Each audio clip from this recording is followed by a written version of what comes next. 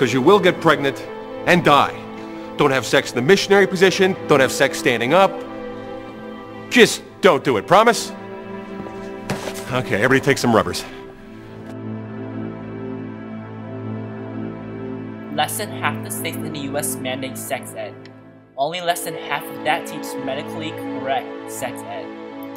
They don't get into like much depth about sex ed. It's more about like health and healthy eating and drugs. If you're going to be sexually active, make sure you use protection. There's no reason why somebody 16, 17 should become a parent. Not necessary.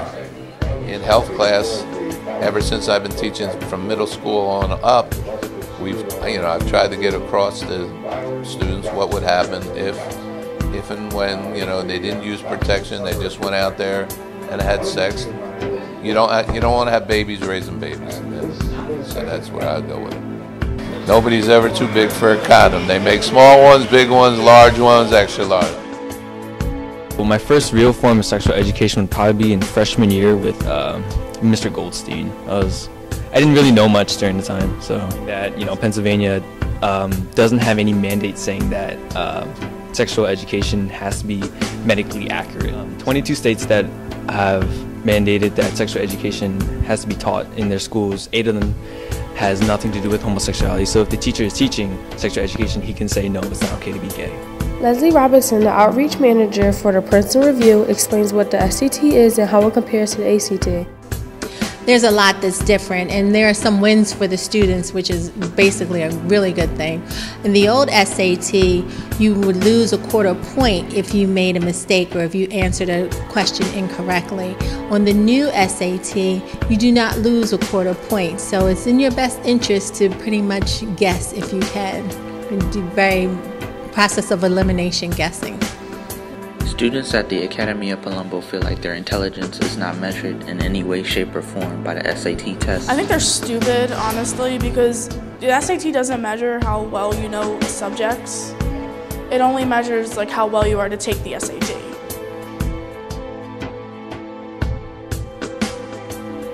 The ACT is a test similar to the SAT. Most schools, all colleges will accept ACT or the SAT.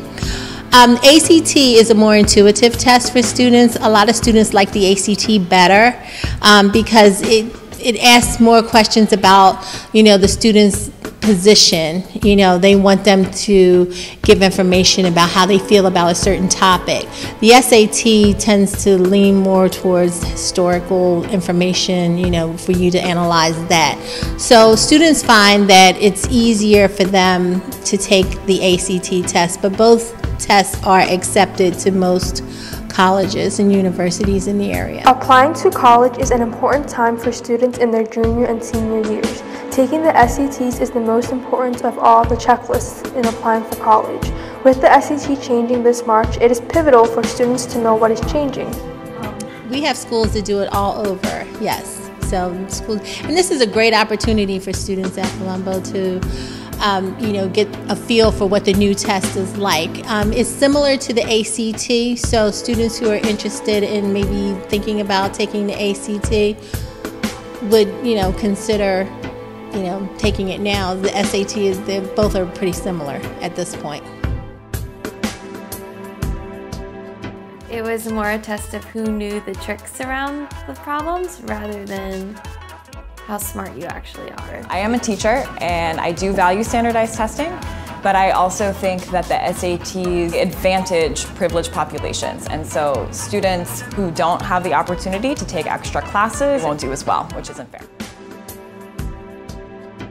How many times have you remembered something 5 minutes just after the teacher said stop writing, only to receive your results 1 month later to realize that you were only 1 mark short of the top grade? We all have different abilities, thought processes, experiences and genes, so why is a class full of individuals tested by the same means? So does that mean Sherelle thinks she's dumb because she couldn't do a couple of sums? And if this issue is not addressed properly, it then becomes a self-fulfilling prophecy. Then every school has the audacity to have a policy on equality. The irony.